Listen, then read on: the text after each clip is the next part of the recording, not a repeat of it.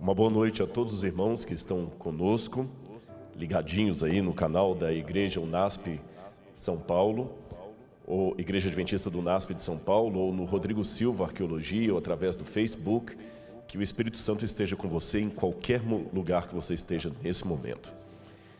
E também, para nós adventistas do sétimo dia, depois do pôr do sol de sexta-feira, já começa o sábado, o Shabat. Então nós desejamos um feliz sábado para você e sua família, um Shabbat Shalom para quem for judeu, e que a graça de Deus esteja com todos, tá bem? Pessoal, eu gostaria de começar o meu sermão hoje. Hoje vai ser um assunto bem difícil de lidar, de falar sobre ele. É sobre o tempo de angústia e o fechamento da porta da graça. Você vai ver aí no seu vídeo o tema de hoje, o fechamento da porta da graça, porque a oportunidade é hoje. E eu já começo a introdução desse sermão aqui, falando algo para vocês. Eu recebi muitas mensagens de amigos, de colegas, acho que já pode tirar já o tema e voltar para mim aqui, de muitos amigos dizendo, preocupados, olha, você ontem no sermão foi bem duro, como é que você vai reagir? Está preparado até para as pauladas que vão vir? Vão vir muita paulada, e principalmente alguns conhecendo que quem lida com o problema da depressão, às vezes pode até ter uma recaída devido a alguma lacração que vem aí, mas eu pensei bem, orei. E se a gente tem convicção da verdade que você está falando em Cristo, você não pode ter medo das consequências. Você tem que pedir a Deus para que o seu lado humano não atrapalhe a mensagem que você está transmitindo, mas não ter medo das consequências.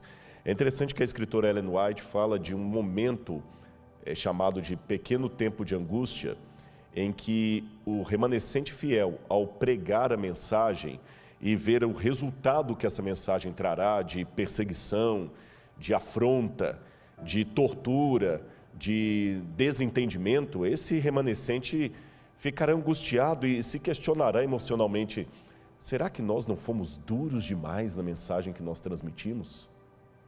Será que nós não apertamos demais? Talvez deveríamos ter sido um pouco menos duros. Ora, se esse remanescente vai ter este sentimento na hora que a mensagem for dada e a reação vier contra eles, por que eu tenho que temer algo que pode acontecer hoje, que, em outras palavras, pode ser um treinamento para o que está por vir? Mas eu tenho uma boa notícia para você ao falar sobre o fechamento da porta da graça e esse tempo de angústia que nos aguarda. Na verdade, é uma boa notícia sobre o tempo de angústia. Em primeiro lugar, porque você não estará sozinho. Deus enviará os anjos para proteger você. Em segundo lugar, você estará em meio ao povo de Deus. E se você tem medo desse tempo de angústia, deixe-me dizer que você é apenas humano. Eu confesso que, não em contradição, mas admitindo o meu lado humano, perante o que eu acabei de falar aqui agora, nesse exato momento, eu várias vezes já perguntei a Deus: Senhor, será que eu estou pronto para a última crise que aguarda o teu povo? Será que eu estou preparado para a reação à mensagem que o Senhor quer que eu pregue? Será que eu estou preparado para enfrentar a perseguição do anticristo? Eu não tenho vergonha de dizer para vocês isso aqui, sabe por quê?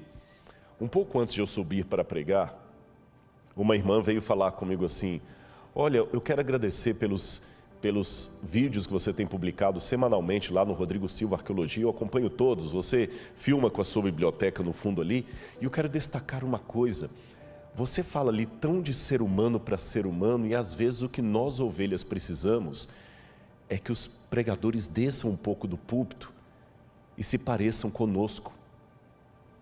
Eu louvei a Deus pelo testemunho dessa irmã. Sabe por quê? Numa das noites eu preguei sobre o que Deus fez quando estava no alto do Sinai. Ele desceu do Sinai e falou com Moisés: Moisés, faça um tabernáculo para que eu possa comer, viver e morar no meio do povo. Deus desceu do Sinai da glória dele. E esse ato de descer do Sinai foi mais emblemático ainda quando esse Deus se fez carne e habitou no meio de nós, sentindo as nossas dores, os nossos medos, as nossas frustrações. Imagina o que é passar a noite inteira orando a Deus para que o Espírito Santo o guie na escolha dos 12 apóstolos e entre eles aparecer um Judas Iscariotes. Eu sei que teologicamente tem uma questão se Jesus realmente chamou Judas ou apenas o aceitou.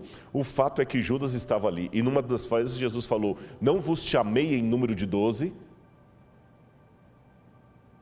Sabe você quando ora tanto a Deus pedindo um sinal, se você deveria fazer aquela faculdade, ir por aquele emprego, e Deus parece responder tudo positivamente e na hora H dá errado? Jesus passou a noite toda em comunhão com o Pai, e algo na escolha dele, humanamente falando, saiu errado. Veio Judas. Já parou para pensar nisso? Ele sofreu as nossas dores. Tem um livro muito fantástico que eu sugiro você que leia, Por que Tenho Medo de Dizer Quem Eu Sou? Se eu não me engano, eu tenho que conferir, acho que é de Erich Fromm esse livro, eu não estou com certeza absoluta se é de Erich Fromm, mas o título é esse. Já li há muitos anos esse livro, Por que Tenho Medo de Dizer Quem Eu Sou? A essência do livro é que todos nós nos sentimos tão pequenos, e esse livro até explica o porquê da arrogância de alguns. A arrogância dele, na verdade, é apenas uma forma de mascarar o quão pequenininho ele se sente. Ele se sente tão pequeno que a maneira que ele tem de esconder a pequenez dele é sendo arrogante, ou apontando o erro do outro, porque assim o dele fica escondido. Então nós nos escondemos atrás de capas, photoshops, agora das fotos de internet, das coisas todas, porque eu tenho medo de dizer quem eu sou. Porque se você souber quem eu sou, você não vai gostar de mim, porque nem eu mesmo gosto de mim. Então eu me escondo atrás de maquiagem sobre maquiagem.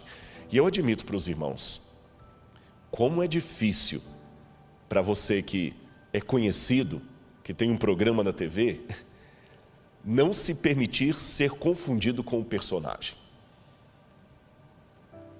E às vezes se esconder atrás do currículo vitae, através do Lattes.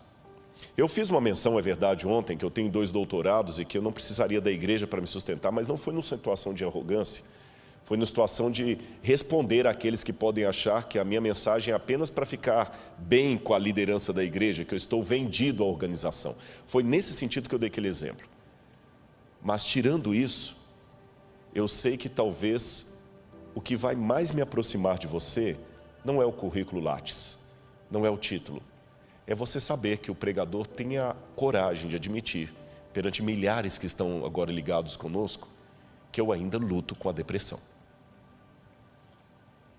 Eu não tenho vergonha de dizer isso. Eu não vou ser arrogante ao ponto de dizer que as lacrações que virão sobre um vídeo que eu coloco ou um post no Instagram que não me afetam. Lacradores, parabéns, vocês conseguem o objetivo, porque me afetam. Dói. E confesso perante todos uma grande dificuldade que eu tenho. Eu luto todos os dias com isso. De às vezes anular 1000 incentivos por causa de uma lacração. É o meu defeito. Eu fico com raiva de mim por causa disso.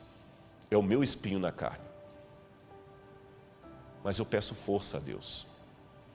E é esse Rodrigo que admite para você os seus problemas emocionais, que quando estuda a escatologia, que é a doutrina dos últimos tempos, e sabe o que vai acontecer com o povo de Deus e com essa terra, no chamado tempo da angústia de Jacó, eu confesso que tenho medo.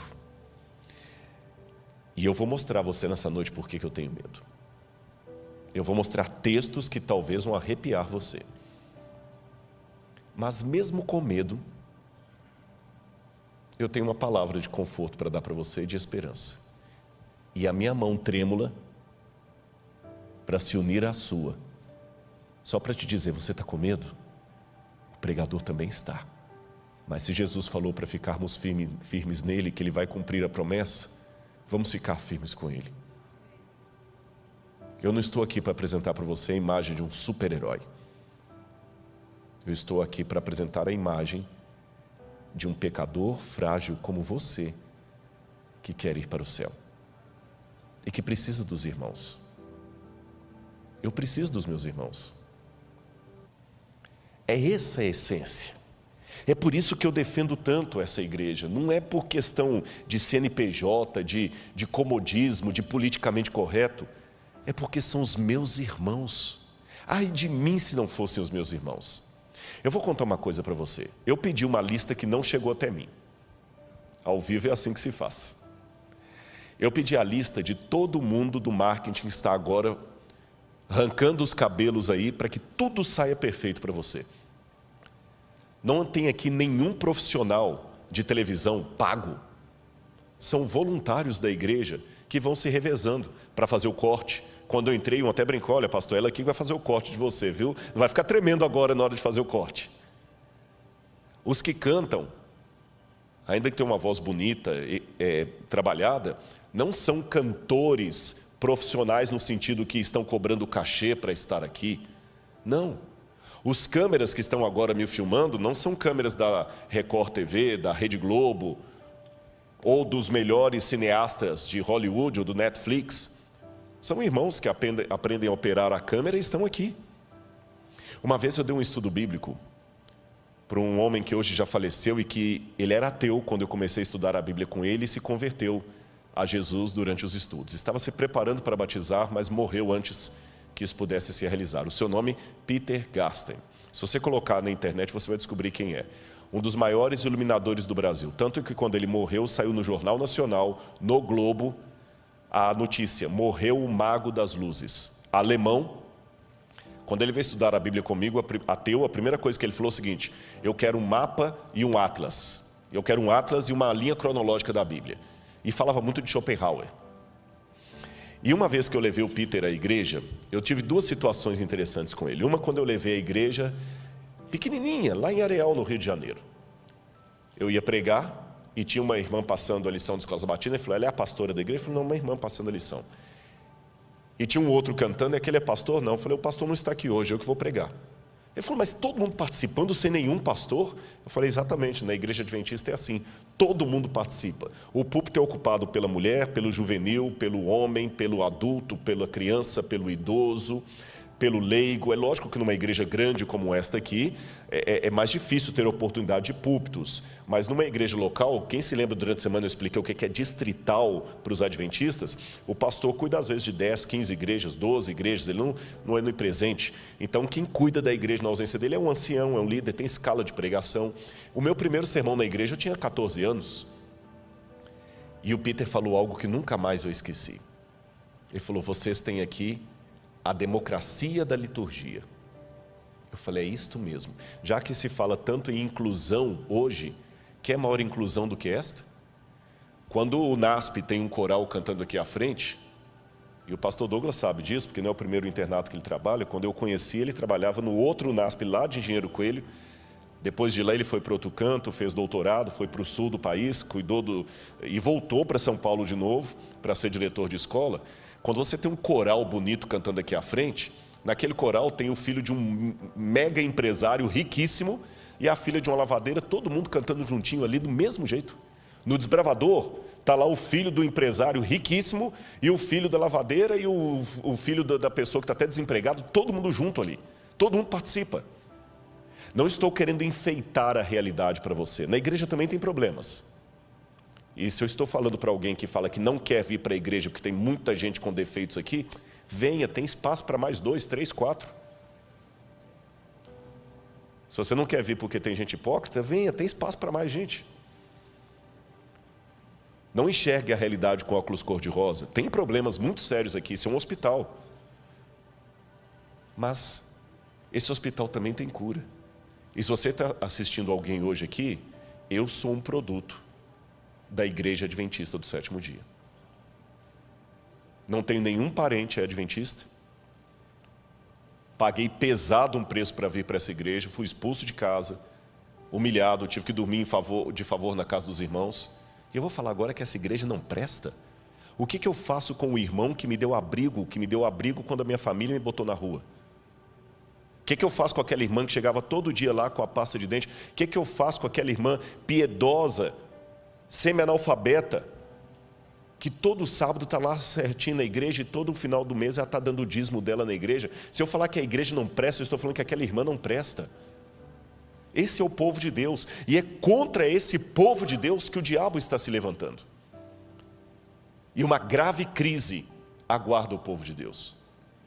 E a lista que não veio é justamente todo mundo que está atuando, mas eu quero aqui prestar o meu agradecimento aos anônimos que limparam a igreja para que a gente estivesse aqui, que estão operando as câmeras, que colocaram as flores. Deus seja louvado pelos irmãos que Ele me deu. Deus seja louvado. Como eu falei, tem problemas? Tem. A igreja às vezes é como a Arca de Noé. O mau cheiro dos animais você só aguenta por causa do dilúvio que está lá fora. Mas ainda assim, é melhor dentro da arca. E quando eu digo animais, é bom eu dar uma olhadinha se não sou eu um dos mal cheirosos. Eu me olho no espelho, eu já sei os problemas que eu trouxe e eu peço que Deus às vezes não me use como propaganda dele. Entendeu? Essa igreja será sacudida, porque o inimigo tem ódio da igreja. E é por isso que eu vou falar do tempo de angústia. Olha essa mensagem que eu quero colocar para você aqui. Você por acaso já ouviu falar no pecado contra o Espírito Santo? Eu acho interessante como é que alguns temas desapareceram do púlpito nos últimos tempos. Você ia fazer antes um JA, a pergunta dos jovens era: pastor, será que eu cometi o pecado contra o Espírito Santo? Um medo. Hoje eu não vejo essa pergunta mais, sumiu. Ninguém nem pergunta mais. O que é pecado contra o Espírito Santo? Parece que ninguém mais comete isso, não tem mais medo disso. Coloca de novo na tela o texto que eu quero ler para vocês. De acordo com a Bíblia e a realidade, chega um ponto na vida em que certas características estão até tal ponto implantadas em nosso caráter, que as situações novas só conseguirão arraigá-las ainda mais em nós. Esta é uma das nossas tragédias como seres humanos. Olha o que diz o livro de Ezequiel, capítulo 3, verso 23. Mas quando eu falar contigo, abrirei a tua boca e lhes dirás: assim diz o Senhor Deus, quem ouvir, ouça, e quem deixar de ouvir, deixe, porque eles são casa rebelde. O que a Bíblia está dizendo aqui? Se você sair do livro de Ezequiel e entrar no livro do Apocalipse, você verá um texto muito parecido. Continue o justo na prática da justiça e o injusto na prática da injustiça. Ou seja, o pecado contra o Espírito Santo é, em outras palavras, uma situação que a pessoa chega na vida de tal resistência à voz de Deus, que o Espírito Santo já não fala mais no seu coração. E quero dar uma notícia muito trágica para você nessa noite. O pecado contra o Espírito Santo pode ser cometido em vida. Normalmente, as pessoas só têm a sua situação definitivamente resolvida para a salvação ou a perdição quando ela morre. Porque a Bíblia fala: ao homem está ordenado morrer uma única vez, e depois disso, o juízo. Então, enquanto eu estou vivo, eu posso ganhar ou perder a minha salvação. Hoje eu estou em Cristo, mas eu posso amanhã apostatar e abandonar a Cristo. Ou alguém que hoje está apostatado pode reencontrar com Cristo. Agora, quando morre, acabou. Não tem mais o que fazer. Não tem mais o que fazer. Tanto é que, uma vez um jovem perguntou a um rabino em Israel: mestre, qual é o melhor dia para eu entregar a minha vida a Deus? Ele falou: o último dia antes da sua morte. Mas eu não sei quando eu vou morrer. Então faça isso todo dia. Porque depois que morre não tem mais chance. Só que há alguns casos especiais que a pessoa consegue, infelizmente, selar o seu destino ainda em vida. Sabe que os especialistas em saúde mental falam de alguns psicopatas como sendo pessoas que perderam completamente o senso de moralidade, de arrependimento. Ele já não tem mais arrependimento, ele não tem mais crise de consciência, ele não tem nem remorso. Para ele, matar uma criança depois e esquartejá-la é tão comum como para você escovar os dentes. Você não fica com crise de consciência porque escovou os dentes. Para um psicopata é a mesma coisa. Eu não sou especialista em saúde mental, mas do ponto de vista teológico, eu posso dizer que algumas pessoas conseguem atingir no plano espiritual uma situação de psicopatia espiritual. Nem eu, nem você podemos legislar e falar, é aquele ali, é aquele, nós não sabemos. Mas infelizmente há algumas pessoas que o Espírito Santo já não atua mais nelas em vida. Judas Iscariotes é um exemplo desse. Judas Iscariotes é um exemplo desse. Jesus lutou com ele até na quinta-feira da Santa Ceia, ali. Mas quando ele saiu, ele já saiu tomado pelo diabo de tal maneira que já não tinha mais retorno. Há outros casos também que o Senhor rejeitou e aquela pessoa não teve mais retorno. Mas note, o pecado contra o Espírito Santo não é um ato que vem da parte de Deus, ele é unilateral. É uma rejeição a tal ponto da pessoa que a voz do Espírito não é mais ouvida. Agora, o que o livro do Ezequiel e o livro do Apocalipse me diz é que chegará uma época na terra em que a rejeição, o pecado contra o Espírito Santo será de maneira tão globalizante que as pessoas já estarão com o seu destino selado em vida. Aquilo que hoje acontece de maneira esporádica na vida de um Judas, na vida de um Saul, acontecerá depois do fechamento da porta da graça de maneira coletiva.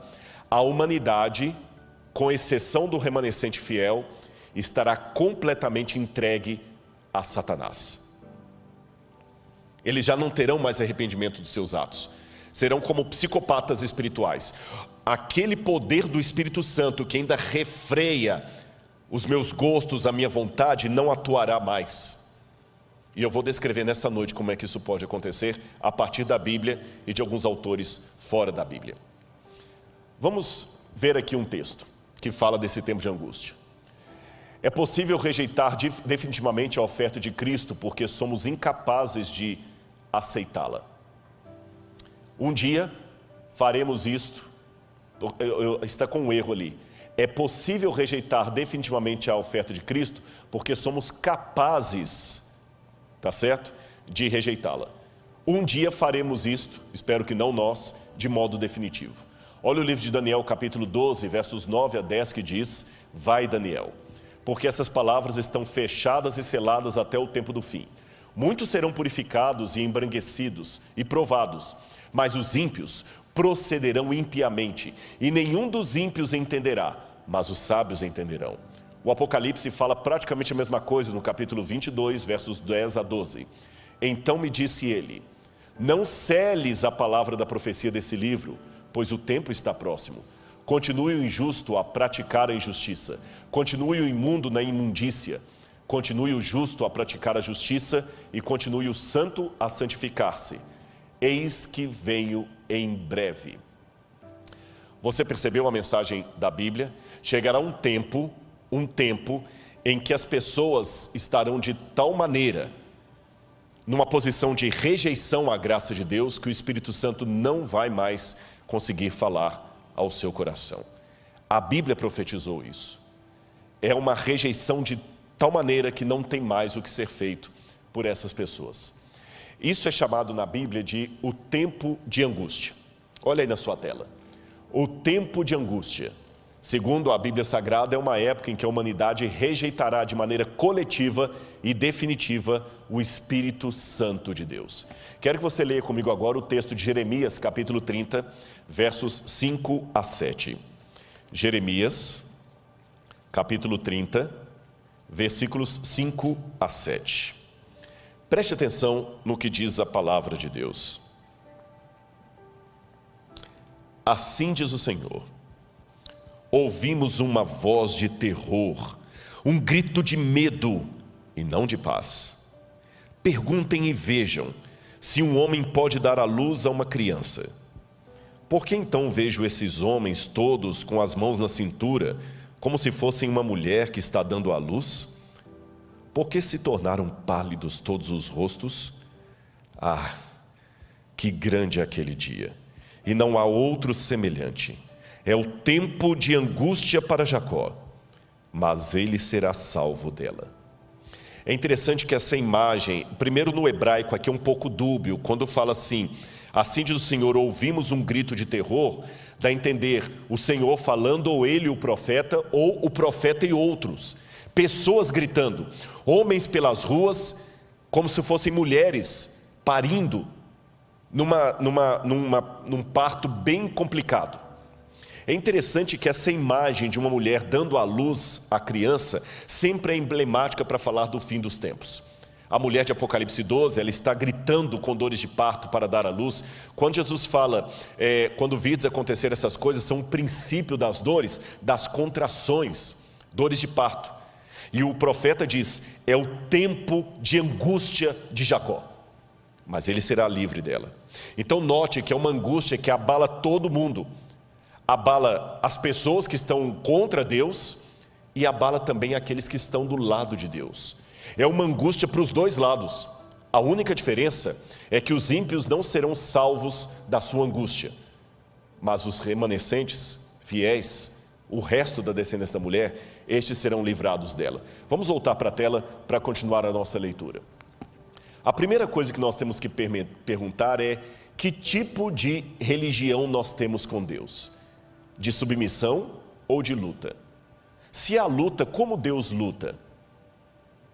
Um Deus que luta e prepara para a guerra, como é isso?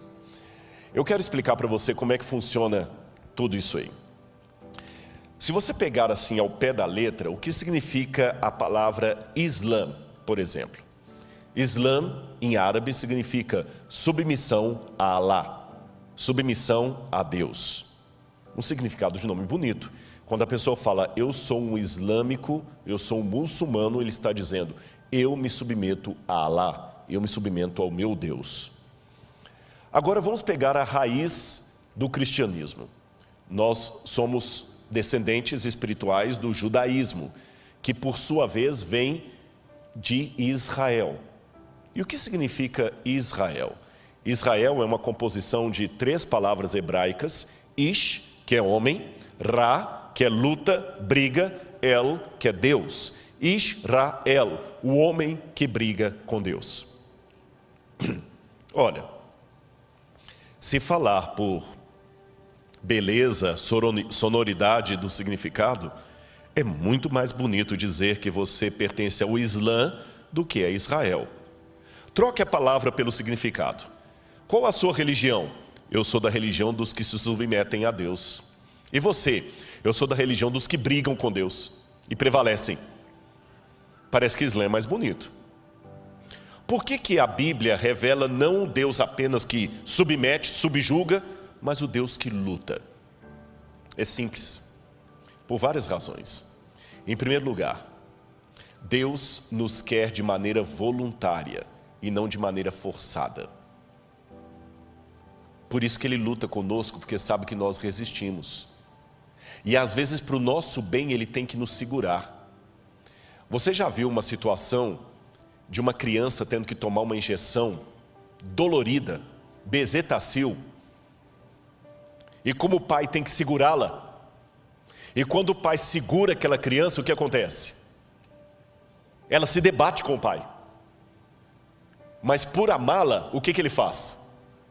Ele luta com ela, ele segura, por amor. Quando uma criança, às vezes o avião está para aterrissar e ela não quer ficar na cadeira quieta, quantas vezes a mãe tem que segurar a criança aqui, porque está com turbulência, para o bem dela, ela resiste. Quem não é pai, quem é insensível, fala assim, gente, taca um sonífero nessa criança aí que ela dorme o voo todo e o pai ainda tem sossego. Mas o pai que ama, prefere uma noite de insônia, mas ele luta ali com o filho. Quem é pai de primeira viagem já não teve a situação de passar uma madrugada toda lá e a criança não quer dormir. Quem não tem um sentimento paterno fala simples, gente, pega um pouquinho de sonífero, coloca na aguinha e dá para a criança que ela dorme a noite toda. Mas quem ama não tem coragem de fazer uma coisa dessa. Ele prefere lutar. Quem não ama quer dar o sonífero para ficar livre da criança e ter uma noite de sono. Quem ama, luta. E ele luta com a criança ali que não quer dormir. Ele luta com a criança que não quer ficar na cadeira. Ele luta com a criança que não quer tomar injeção. É assim que Deus luta conosco. Mas tem mais um outro motivo por que Deus luta conosco. Primeiro, já falei, nós somos voluntariosos, nós não queremos a injeção da cura. Nós não queremos ficar quieto na lei de Deus. Nós não queremos dormir à noite. Mas além de lutar conosco, como uma mãe ou um pai luta com seu filho, Deus também luta porque Ele sabe que nós estamos enfrentando um grande conflito entre as forças do bem e do mal. E como você treina um soldado para o conflito? Jogando baralho com ele? Como um soldado é treinado? Não sei se eu estou falando para alguém que teve vida militar. Você joga o camarada dentro de uma barraca e taca gás lacrimogêneo lá dentro. É como aquele filme lá do BOPE, né? Pede para sair. Por quê? Porque na guerra não pode ter frescura. Na guerra não pode ter, eu não como esse pão. Na guerra você sobrevive do jeito que estiver, ou você vai morrer. Não dá para ficar desesperado, você tem que ser frio. E a melhor maneira de treinar alguém para uma guerra é colocando-o em situação de guerra. Como é que se treina um lutador de boxe para ganhar um campeonato de boxe? É lutando com ele, é dando pancada na cabeça dele, para ele aguentar a pancada do adversário. Então, meu irmão, você está ganhando pancada atrás de pancada, Deus está treinando você para o grande conflito. Eu vou contar uma historinha para você. Infantil. Mas se Jesus contou historinhas infantis, como as parábolas, que se tornaram teses de doutorado, que a parábola é infantil. Uma mulher tinha 10 moedinhas, perdeu uma moeda, encontrou, varreu a casa, encontrou e foi comemorar com as amigas. Quer historinha mais infantil do que essa? Essa história chega a ser mais simplória do que as fábulas de La Fontaine. Mas na simplicidade da parábola infantil de Jesus, que riqueza de detalhe. Eu já vi tese de doutorado sobre essa parábola de Jesus. Então vou imitar o mestre. Vou contar uma parábola para você. Uma vez, havia um grupo de árvores, todas muito bem colocadas ali, árvores frutíferas. E o passarinho veio, bicou alguns frutos e saiu com o biquinho sujo de semente. E quando o passarinho voou com o biquinho sujo de semente, algumas sementes caíram perto das árvores irmãs, ali onde tinha água, lugar gostoso, terra fofinha, cheia de adubo. Mas ele voou, e outra semente caiu longe, num lugar ermo, bem distante daquele arvoredo. Só que as duas sementes vingaram. Uma cresceu perto das árvores irmãs, cheia de cuidado, e a outra lá no meio do deserto, quase assim, lugar ermo. A daqui cresceu toda frondosa, bonitinha, tinha água fácil, porque o lençol freático era quase na superfície. A outra tinha que esticando a raiz dela na terra para conseguir umas gotículas d'água. A daqui estava num lugar protegido. A de lá não. Quando ela começou a crescer, passou um tropel de cavalos ali de uma caravana e a quebrou, quase ela morreu. Ela teve que crescer toda torta, toda cheia de cicatrizes. E a outra aqui toda protegida. Passou um tempo e veio um lenhador. E por ironia da vida, cortou todas as árvores daquele arvoredo, menos a caçula. Deixou. E agora, à distância, sem o arvoredo impedindo a visão, uma árvore daqui ficava olhando a irmã do outro lado. Uma cheia de cicatrizes e machucados, e a outra frondosa e bonita. Armou-se uma tempestade. Vento soprou, raios, trovões, chuva ácida. Para a árvore que estava acostumada com tantas pancadas, foi mais uma brisa. A outra foi derrubada na primeira ventania.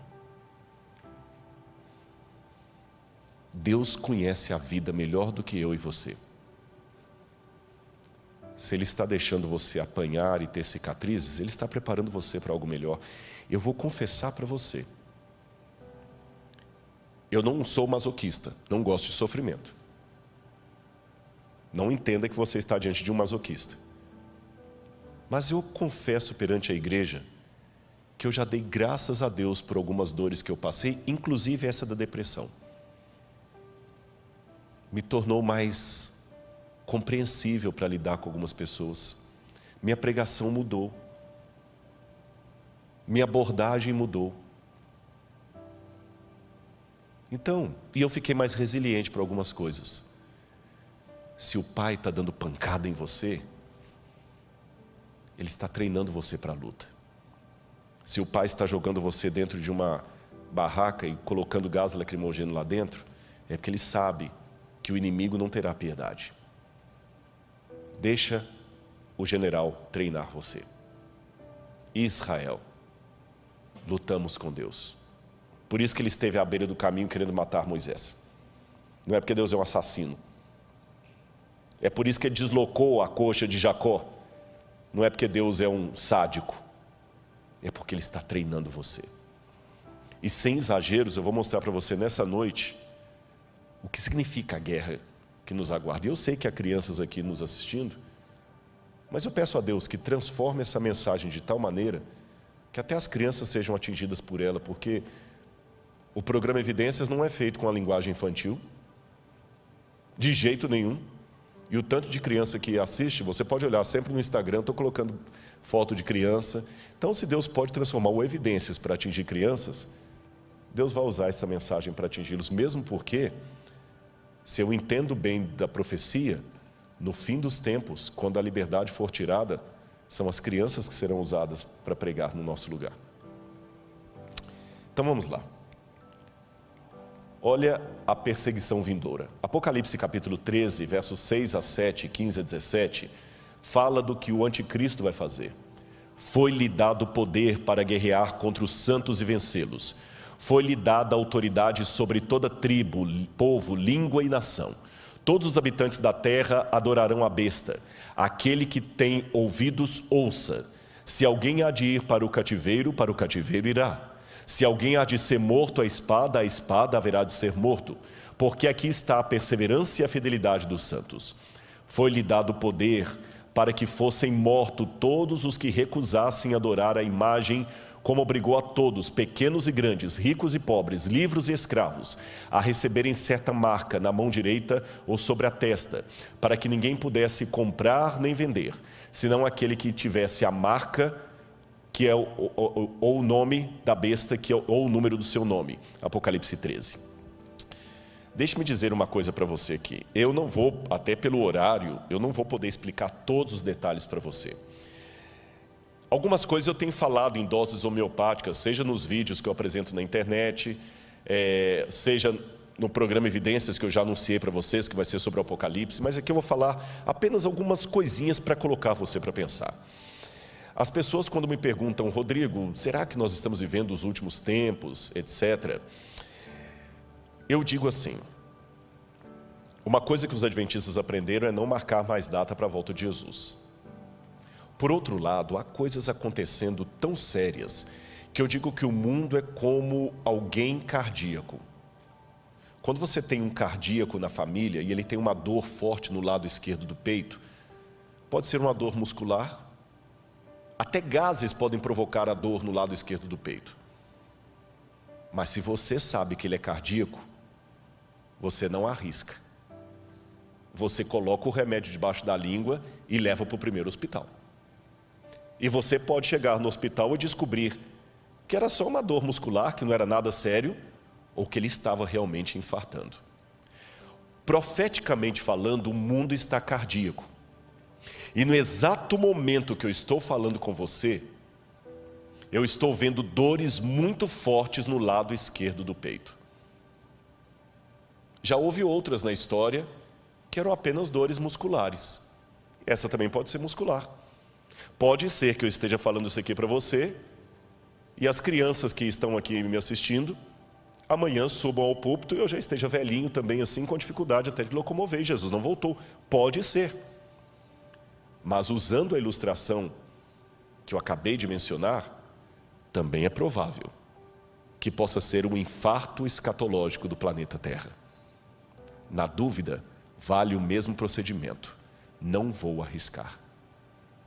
Eu ouvi uma frase essa semana que teria sido citada por um grande teólogo nos Estados Unidos, do pastor Elias Brasil, e quem me disse essa frase foi o pastor Gilson, que o pastor Elias Brasil teria mencionado, olha, que ele perguntou para todos, vários teólogos, você acha que nós estamos vivendo os últimos tempos? E o doutor Elias Brasil, que é um intelectual de primeiro calibre, que não é de falar coisas apenas assim por achismo, ele teria dito mais ou menos assim. Se eu não citar exatamente, eu vou parafrasear. Amigo Gilson, eu acho que nós já estamos agora por conta do relógio de Deus, porque pela profecia, o tempo já foi. Trocando em miúdos, eu me surpreendi quando eu li Zygmunt Bauman, que não é um evangelista, não é um cristão conservador, ele já morreu, é um dos sociólogos mais respeitados. Na maratona que nós vamos fazer aqui no dia 10 de outubro, depois nós leremos mais detalhes da maratona, eu vou falar sobre Zygmunt Bauman e a sociedade líquida. Quando ele anunciou, o mundo precisa de um governo único, e o Papa Francisco é o único com capacidade de ocupar esse cargo, aquilo eu falei, interessante isso. Você sabe que nós temos hoje, porque o Apocalipse fala algo que a gente fica pensando, como é que isso aqui vai se cumprir? Como é que vai se cumprir? Eu várias vezes me perguntei, quando eu estudei a Bíblia com os adventistas, como é que vai ser isto, que o anticristo vai colocar o mundo inteiro sendo obrigado a cumprir uma lei? Isso é impossível. E mesmo hoje a gente pergunta assim, nessa rivalidade, eu acabei de ver uma mensagem agora da ONU, o presidente Bolsonaro falou algo lá, o Trump falou algo, depois veio o Emmanuel Macron e desfez tudo o que o Bolsonaro falou, mesmo assim criticou a China, porque vocês sabem que a China está sendo acusada de ter até campo de extermínio, ou campo de concentração com muçulmanos, estão questionando a China de desrespeito aos direitos humanos, o outro está questionando a China da questão do Covid. Aí o Irã está de relações cortadas com os Estados Unidos. Eu estive no Irã no ano passado e achei interessante que em Teherã eu não podia usar cartão de crédito, porque não tinha, ele não trabalha com cartão de crédito internacional. Eu cheguei em Teherã, se eu não tivesse um pouco de dinheiro no bolso, eu ia ter problema no hotel. Não aceita cartão de crédito por causa do embargo americano. E eu pensava, Senhor, como é que vai unir o Irã com os Estados Unidos, com China, com França, todos assim, opostos? Como é que no Brasil vão unir pessoas de direita e de esquerda, são tão antagônicos? Mas eu estava observando os sinais dos tempos. Como é que isso aqui que eu acabei de ler para vocês, de Apocalipse 13, vai se cumprir? Aí eu comecei a ler, li vários autores, Yuval Harari, que eu li a trilogia, 3 livros dele pelo menos, não sei se ele escreveu outros. Eu escrevi o Homo Sapiens, eu li o Homo Sapiens, Homo Deus e Lições para o Século XXI. E quando eu li Yuval Harari dizendo que o futuro vai ser uma época pós-trabalho, em que as pessoas serão controladas por algoritmos, e eu me lembrei que o Apocalipse fala o seguinte, aquele que tem entendimento, calcule o número da besta. E a palavra calcule no grego ali, não é você ficar fazendo conta com letra para saber qual nome vai dar 666. Se é o nome de Hitler, se é o nome do Papa, se é o nome de Ellen White, se é o nome de Saddam Hussein. Aquele calcule é contabilize. Contabilize o que ela faz. E por que é um número da besta? E eu noto que ali tem algo muito sério relacionado à lei de Deus. Sabe por quê? No Antigo Testamento, Deus deu uma ordem para o povo de Israel. Você colocará a lei do Senhor na tua mão e como frontal entre os olhos. Eu não sei se você já viu alguma cena de Israel, que tem o judeu orando lá no monte, no Muro das Lamentações, e ele fica orando lá, né? Baruch haba Beshem Adonai Eloheinu melech. Ele fica orando lá no Muro das Lamentações, e aqui ele tem uma caixinha preta na testa, e ele amarra aqui no braço. Hoje os judeus colocam no braço esquerdo. Ele coloca um outro, o que está ali? Ali está o Shema Israel, Adonai Eloheinu, Adonai Echad. Ouve, ó Israel, o Senhor teu Deus é único, a lei do Deuteronômio, os mandamentos de Deus, para ele sempre se lembrar com a sua ação e com a sua mente que Deus é único e que tem os mandamentos de Deus. E quando eu leio o Apocalipse, me chama a atenção que o Apocalipse é a paródia de Satanás. Você tem o cordeiro degolado sentado no trono de Deus. Você tem o dragão com a cabeça degolada e curado, porque o cordeiro está degolado, mas está vivo. O dragão também está degolado, mas está vivo. E o cordeiro senta no trono de Deus Pai, e a besta senta no trono que o dragão lhe dá. E o cordeiro coloca o seu selo sobre os 144 mil, e a besta coloca a sua marca na testa.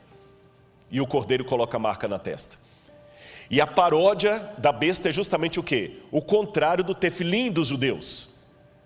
Se era a lei de Deus que tinha que estar no frontal e na mão, e ali a besta coloca um sinal na frente e na mão, eu não preciso entender isso como literal, como sendo um chip que vai estar aqui debaixo da pele.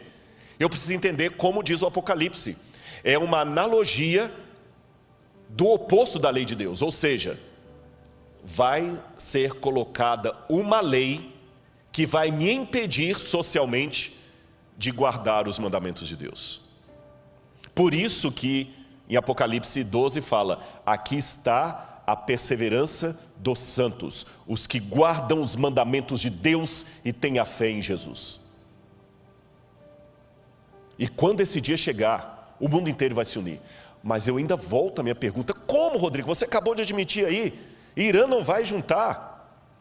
Aí o Val Harari começa a me dar uma parte da resposta. O mundo todo vai ser controlado por questão de algoritmos.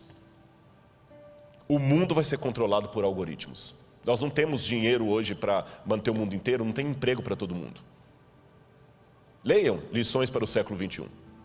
Aí eu vou para Zygmunt Bauman e ele chama a atenção que nós precisamos de um governo único. E quando eu vou nos intelectuais do Vale do Silício, que são hoje os grandes mentores da riqueza mundial, eu vou falar sobre isso em algum momento, a riqueza mundial hoje está na mão de poucas famílias. Eles falam, precisamos de um governo único. Pela primeira vez na história. E um governo mais único do que na época do Império Romano, da Babilônia.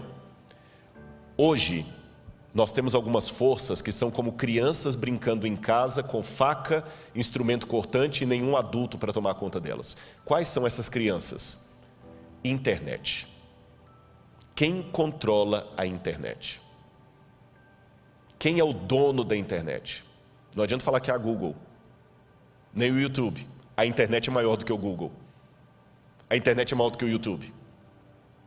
E tem um documentário da Netflix agora, eu assisti até a metade. Não consegui assistir o resto por falta de tempo. Eu vou vendo as prestações. Dilema das redes. Assista esse documentário. Como é que eles estão controlando hoje a sua vontade, a vontade pelo algoritmo. Mas a internet ainda é maior do que isso. Quem controla a internet?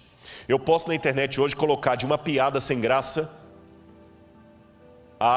basta ser um hacker, eu posso derrubar a bolsa de valores na internet.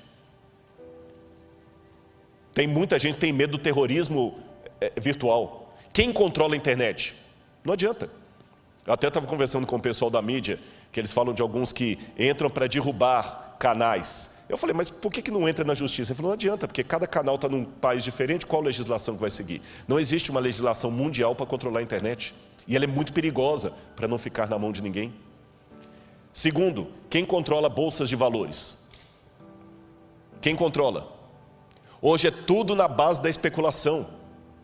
Teve o problema na China, o Brasil agora está com 800 bilhões de déficit por causa da China. Quem controla a bolsa de valores? Está tudo ligado. Se cair a bolsa de valores de Hong Kong, você nunca foi a Hong Kong e você pode perder o seu emprego aqui por causa disso. A montadora vai fechar porque caiu uma bolsa de valores onde você nem existia. Bolsa de valores é especulação. E quem controla uma criança tão perigosa como essa? Terceiro, tráfico de drogas e de armas. Lavagem de dinheiro. Qual a legislação internacional? Aí o camarada, como aquele italiano que estava no Brasil, que agora foi extraditado, vai para um outro país e fica lá exilado. Quem controla? Quarto, crise ecológica. Essa briga, se a Amazônia do Brasil nacionalizar a Amazônia do mundo. O Emmanuel Macron falou que a Amazônia é do mundo. Não quero aqui entrar em polêmica de nacionalismo nem de política, mas o exemplo da Amazônia é claro. Se nós não cuidarmos da Amazônia, o mundo inteiro paga. Se a China continuar com a emissão de ar, com a emissão de poluentes e os Estados Unidos, nós vamos pagar. Você está percebendo? Internet, bolsa de valores, O NASP, pastor Douglas sabe disso, é um administrador. Vocês podem passar um problema financeiro sério aqui, que não tem nada a ver com a sua administração, nem do tesoureiro, só porque caiu a Bolsa de Valores lá fora e veio em cadeia. Quem controla essas crianças soltas dentro de casa? Quem controla? Então não é pastor Luiz Gonçalves que está dizendo isso, meu irmão. Não é o pregador do Apocalipse, é o povo de fora. Precisamos de um governo único. Só que ninguém tem moral para ter esse governo único. E quando alguém fala, Rodrigo, tudo bem, mas eles não vão aceitar unir. Aí eu vejo duas coisas acontecendo. Em primeiro lugar, como é que eu falo isso aqui agora? Se Deus manda, eu falo. Houve várias vezes que os 4 anjos de Apocalipse capítulo 7 estavam para soltar os ventos. E Deus mandou reter, porque o povo dele não estava preparado. Vocês sabem disso. Eu tenho a ligeira impressão, não estou afirmando, ligeira impressão, que os ventos estavam para ser soltos esse ano. O que nós teríamos no início do ano, que eu estava a ponto de ver o que ia acontecer para unir o globo num governo único? O Papa Francisco estava reunindo líderes do mundo inteiro para propor uma nova agenda, que cobrisse a questão ecológica, a questão da economia, a questão da família, e todo mundo estava para mandar representantes no mês de março. E coladinho nisto, fazendo parte do mesmo projeto, o 5G. Que quem entende de internet sabe melhor do que eu o que significaria o 5G no mundo. O 5G vai ser mais do que o advento da internet. O mundo seria outro. E na hora que essas duas coisas estavam para transformar o mundo, Covid. Parou tudo. Estou perguntando, não estou afirmando. Estou pensando com os meus botões. Será que Deus falou assim, eu vou permitir esse vírus para parar o mundo, porque o povo de Deus ainda está dormindo demais? E nós ainda estamos parados aqui esperando? Eu fiz teologia. E fui professor de alguns pastores que estão aqui. Mas eu falava com eles em sala de aula, que por melhor que a gente tentasse prepará-los, eu nunca ia conseguir preparar você para expulsar um demônio, para dar uma notícia de morte. E eu odeio isso. É um osso do ofício. Eu não quero ficar orando por pessoas que estão doentes, não é porque eu não me simpatizo por elas, é justamente por me simpatizar com elas, que eu não gostaria que ninguém mais estivesse doendo, sofrendo, vocês entenderam? Não é com prazer que eu atendo uma oração. Rodrigo, você pode orar para minha mãe, ela recebeu o diagnóstico, agora está com Covid, está entubada. Não é com prazer que eu faço aquela oração. Há orações que eu faço com prazer, há orações que eu faço por necessidade. Essa é de necessidade. Eu não quero mais orar por ninguém no hospital. Eu não quero mais ter que apelar para alguém voltar para o povo de Deus. E até quando Deus vai reter os 4 ventos? E Deus, na sua sabedoria, fez 2 coisas, na minha humilde opinião. Ele retardou os planos do 5G, retardou a união global do Papa, e mostrou para você que ainda está incrédulo, que o mundo pode, a despeito das diferenças políticas, se unir em torno de um mesmo propósito. Seja de esquerda ou de direita, está todo mundo usando máscara. Seja a França ou o Irã, está usando máscara. Seja Israel ou Arábia Saudita, estão usando máscara. O Covid parou o mundo. Parou o mundo. Um decreto mundial pode parar o mundo.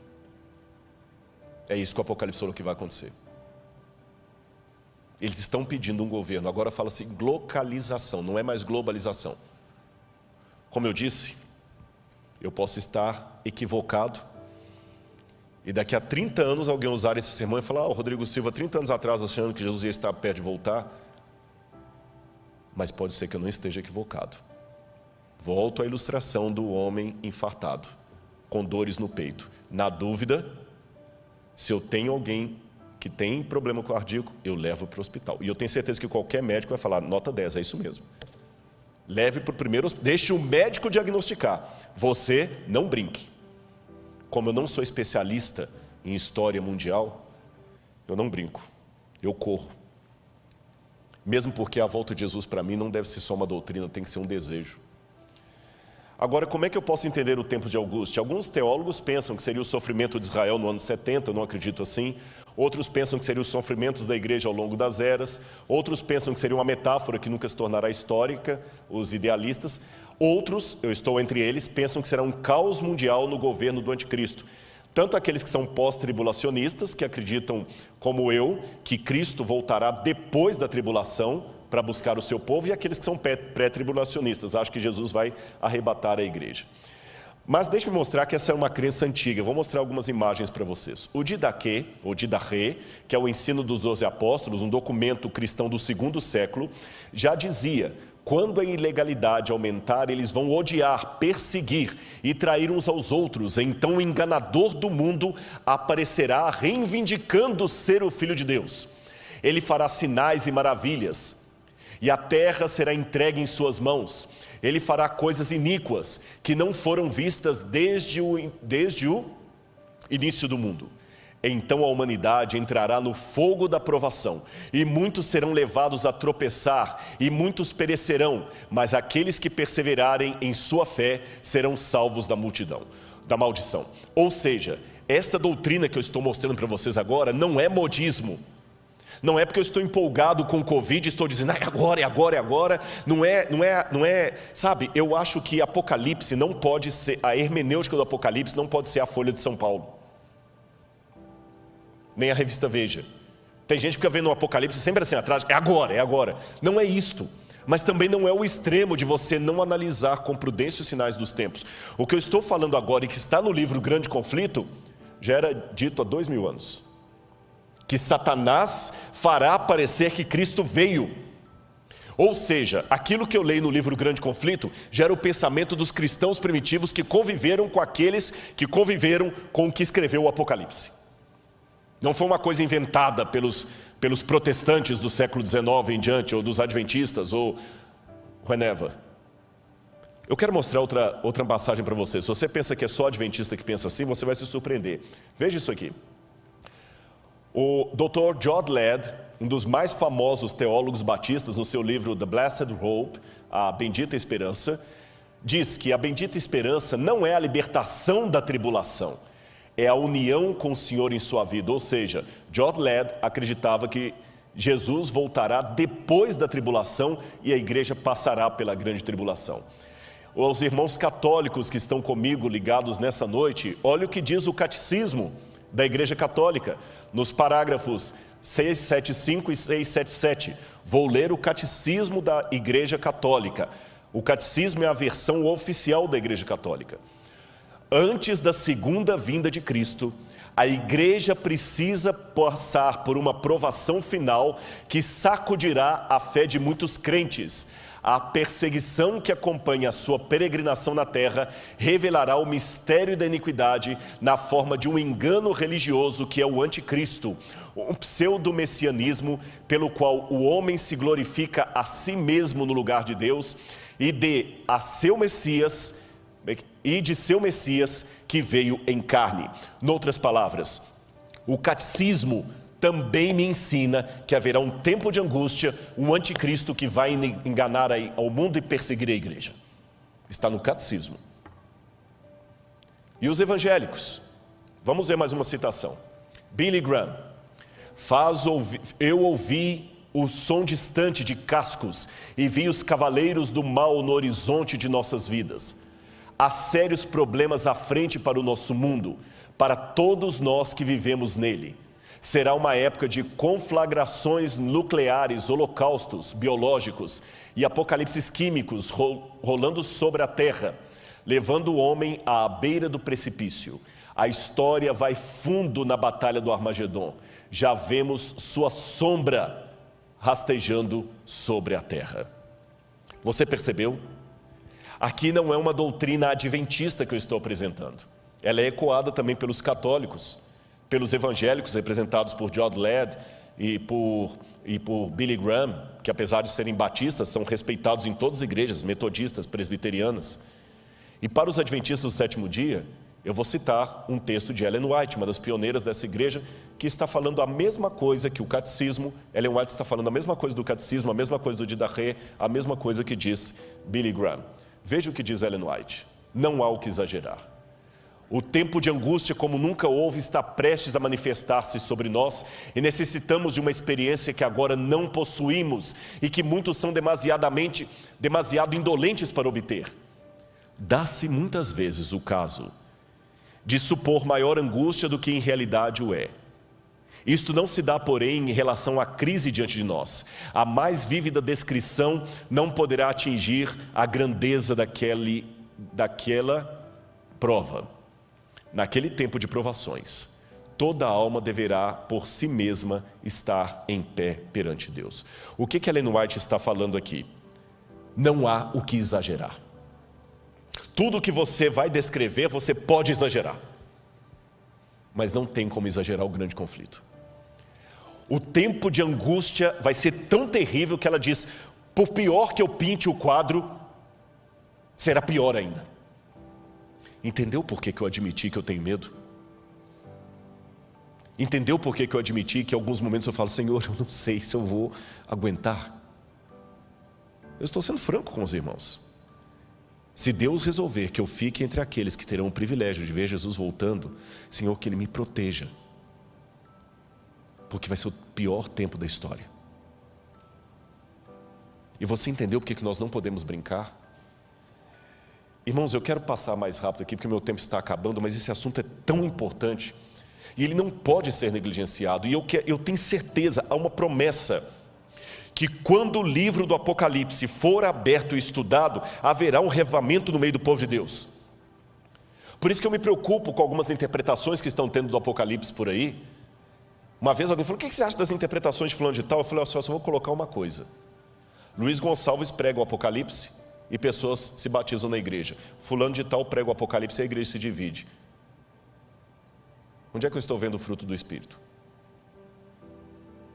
Eu não estou aqui querendo fazer jogo de comadre, mas chama minha atenção que essa igreja aqui está batendo o recorde durante a pandemia de visualizações na internet.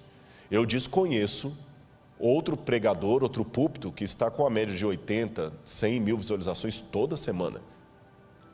Não estou fazendo jogo de comadre, eu não preciso disso. Mas como eu sou franco para fazer a crítica, eu tenho que ser franco para fazer a defesa. Curioso que você tem pregado aqui, pastor Gilson, só temas de Apocalipse. Eu sei que o pastor Gilson tem o bom dom de pregar. Eu sei que ele é um homem dedicado a Deus e já foi pastor de grandes igrejas. Mas permita-me aqui, pastor, sem nenhuma invalidação, eu não acho que é a sua experiência pastoral que está dando esses números, nem o seu talento. É o Espírito Santo correspondendo à promessa que Deus fez. Prega Apocalipse.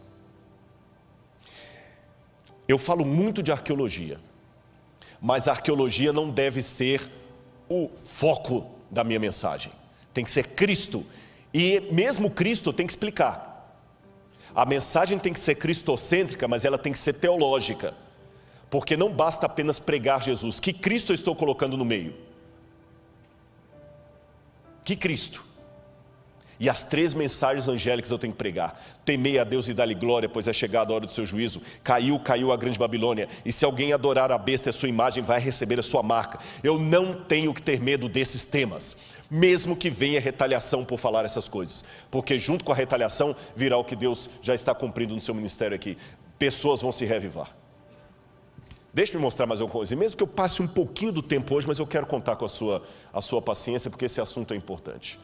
Seria isto, coloca no ar por favor, seria isto uma síndrome de vitimismo, falar de perseguição do povo? O vitimismo pode ser uma forma social de compensar a identidade de grupos religiosos inexpressivos. Ele está presente na linguagem que usam em sua cosmovisão. Então essa ideia que Deus vai perseguir a igreja, isso é vitimismo, será? Olha, pode deixar algumas imagens aí para a gente ganhar tempo? O mundo também duvidou que Hitler faria o que fez. A Alemanha tinha os melhores filósofos, a Alemanha tinha os melhores intelectuais. Ninguém em sã consciência acreditaria que a Alemanha com Hitler mataria 6 milhões de judeus. A Alemanha de Heidegger, pode voltar para mim aqui, a Alemanha de Goethe, do Fausto, a Alemanha de Wagner. A Alemanha é um país tão intelectual que a gente, quando faz doutorado em teologia, eu não falo alemão, mas eu fui obrigado a fazer uma prova de alemão para o doutorado. E quando eu perguntei ao meu professor, por que eu tenho que fazer prova de alemão? Ele falou assim, porque há coisas no alemão. Eu falei, muitos livros já estão em inglês. Ele falou, mas tem coisas em alemão que não se traduzem. O alemão é uma língua tão filosófica que você explica, você não traduz o alemão. O país mais intelectual do mundo, a Grécia moderna para mim, é a Alemanha. E esse país tão intelectual, das grandes universidades, Stuttgart, do Aufklärung, que é o iluminismo alemão, das expressões técnicas de Freud, a Alemanha de Nietzsche, foi a Alemanha que matou 6 milhões de judeus. E mesmo que alguém fale, você está culpando o povo? Não, mas um povo que era tão inteligente não percebeu que o Führer era um maníaco. E muita gente duvidou. Eu sei que é complicado falar de eventos finais, porque algumas coisas beiram a teoria da conspiração, e eu odeio teoria da conspiração. E parece teoria da conspiração, mas também parecia teoria da conspiração que Hitler houvera de fazer o que fez. Vamos voltar para o quadro. A verdade é que seres humanos têm dificuldade de aceitar é que existem Hitlers em potencial em cada esquina do mundo. E qual foi a receita da maldade de Adolf Hitler? Já li vários livros sobre o nazismo, sobre a Segunda Guerra Mundial, e eu elenquei em 7 pontos a receita da maldade. Basta ter uma crise, um povo sem rumo, a Alemanha saiu destroçada da Primeira Guerra Mundial, uma índole má coletiva, a tendência, um marketing, você tem Leni Riefenstahl, e você tem Joseph Goebbels, que foram os ministros da propaganda de Hitler. Você tem Albert Speer, que teve o plano, um discurso de mentiras e sedução e o interesse de Satanás.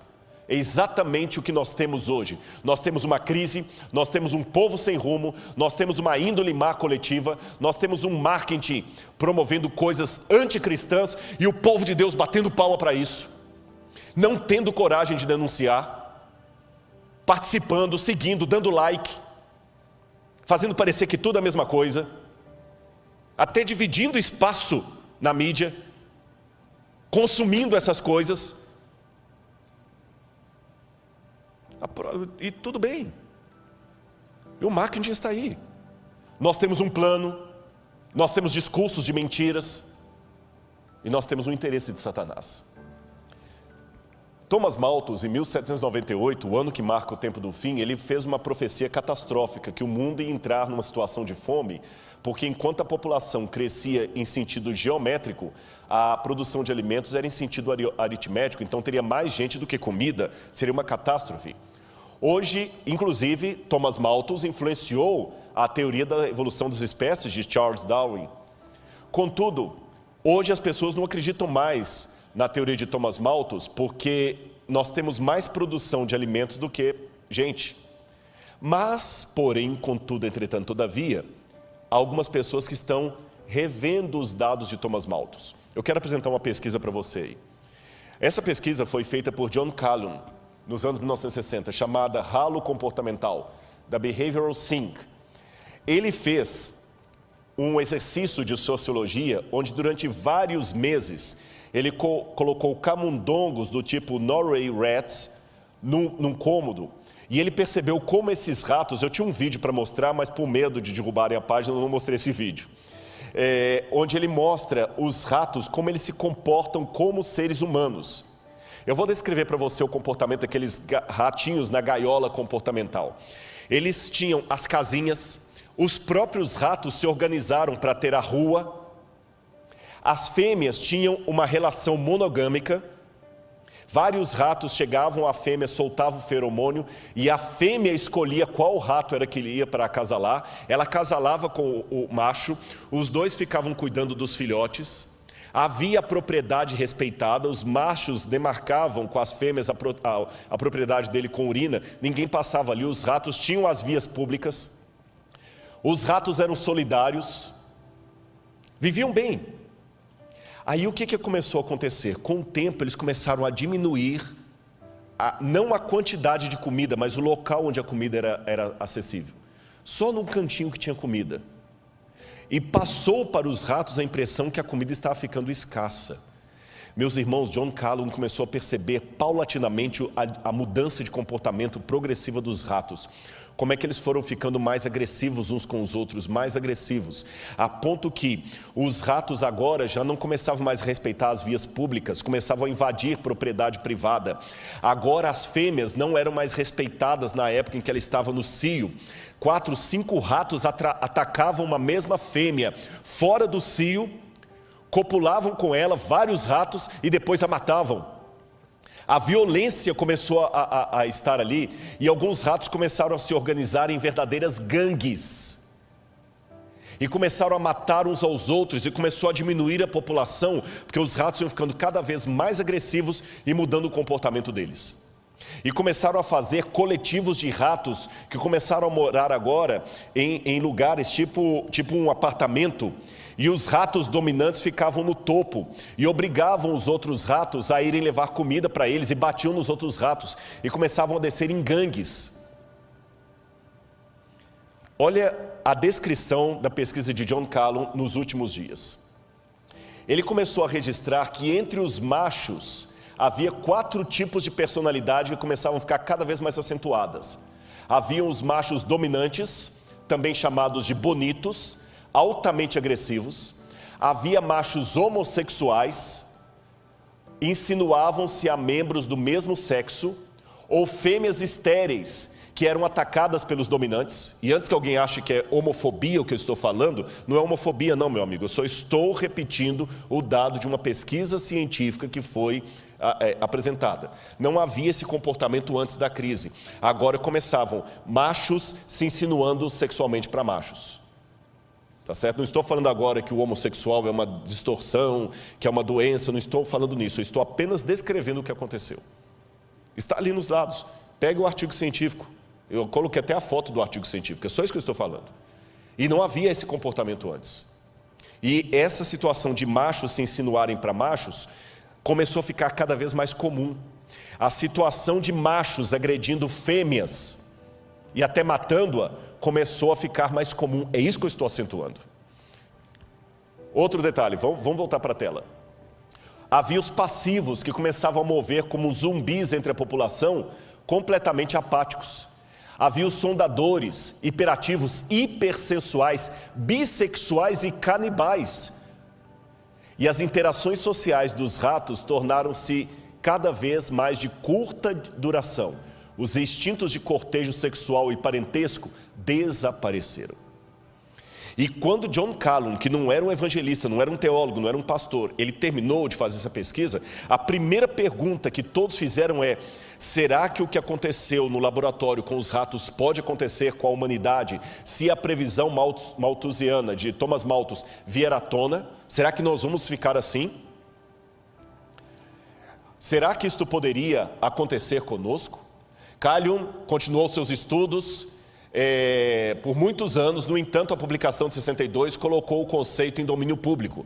E assim ele tomou espaço na cultura popular como uma analogia do comportamento humano. Ele acabou se aposentando do Instituto Nacional de Saúde Mental em 1984, mas continuou a trabalhar em suas pesquisas até sua morte em 1995.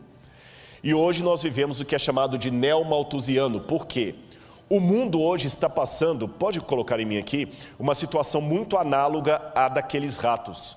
Nós ainda temos quantidade de comida em grande escala, mas como na experiência, elas estão concentradas em poucos pontos do planeta. E o resultado, olha aí na sua tela. A cada 4 segundos, uma pessoa morre no mundo por fome. A cada 4 segundos, mais de 1 bilhão de pessoas, 18% da população mundial, não tem acesso à quantidade mínima de água para o consumo. Entre 100 pessoas, uma estaria morrendo de fome, 15 estariam desnutridas e 21 com excesso de peso, segundo uma pesquisa feita por Fritz Erickson, da Ferris State University. Enquanto isso, no chamado mundo de Deus, novos estudos, observam que, apesar dos progressos das últimas décadas, cerca de 800 milhões de pessoas não têm simplesmente o que comer. No total, seriam necessários 267 bilhões de dólares por ano para acabar com a fome no mundo, por vários anos. Se você quiser acabar com a fome de uma vez só, quiser acabar com os problemas de saneamento, saúde e outros mais, eu precisaria de 1,2 trilhão de dólares por ano para acabar com a fome e com os problemas de desigualdades. Onde eu conseguiria 1,2 trilhão de dólares no mundo? Pode continuar com a tela. Onde nós conseguiríamos tanto dinheiro? Talvez aqui esteja o ralo social humano. Segundo dados da ONU, o tráfico de drogas, não o seu combate, o tráfico de drogas movimenta 300 bilhões por ano. A prostituição é o segundo maior negócio do mundo, com cerca de 108 bilhões por ano.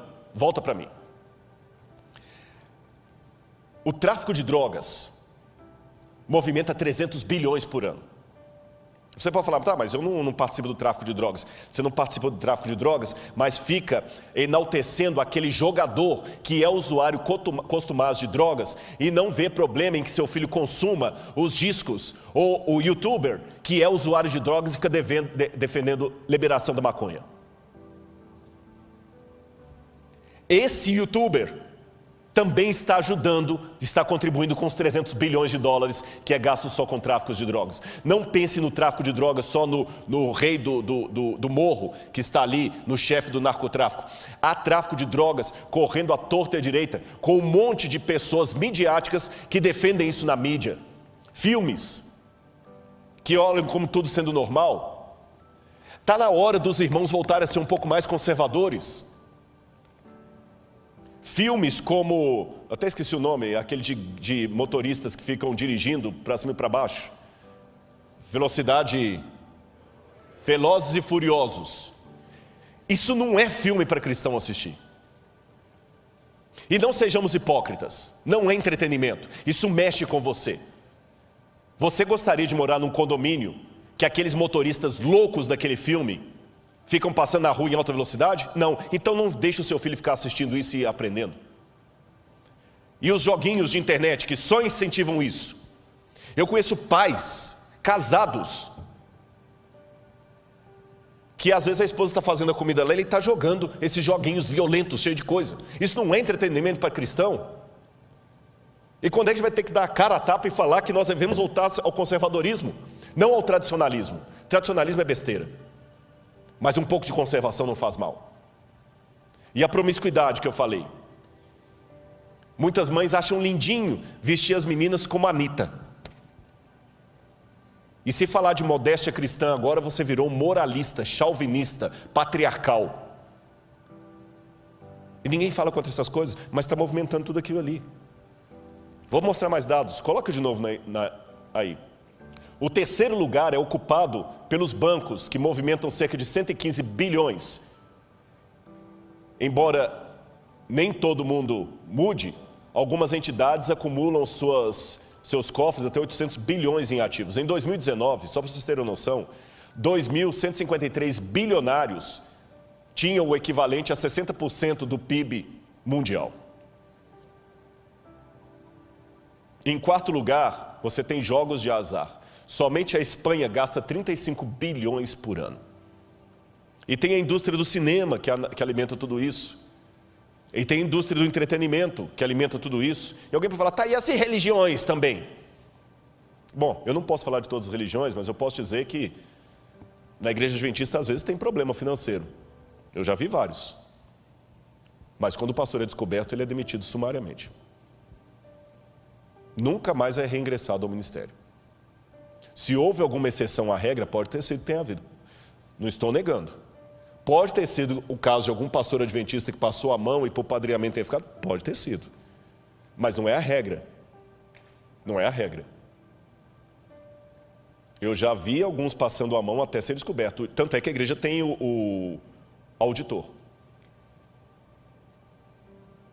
Não estou dizendo que a igreja adventista é a fina flor dos flores feno. Não, eu convivo nela. Eu sei que há problemas. Quer um exemplo de problema na igreja? Está falando para você aqui agora. Está um problema da igreja falando para você aqui agora. Convive comigo, você vai ver que eu tenho muitos problemas. Mas eu sei que a igreja não brinca. E o dízimo não fica na igreja local. O dízimo é distribuído. E lá tem a percentual, e vocês podem pegar da internet, eu peguei na internet, como é que o dízimo é distribuído, quanto que vai para cada canto. Essa igreja aqui não fica um centavo do dízimo nessa igreja. Ela partilha com todos os outros. Por isso que qualquer pastor adventista pode ter o mesmo salário, quer ele seja pastor de uma igreja grande como essa, cheia de empresários, ou seja pastor de uma igreja desse tamanhozinho. O que diferencia, é lógico, são os auxílios, porque você não quer comparar o aluguel de alguém que mora em Brasília com o aluguel de alguém que mora em Jequié. Vocês entenderam? Eu não ganho pontos a mais, o pastor Douglas tem doutorado.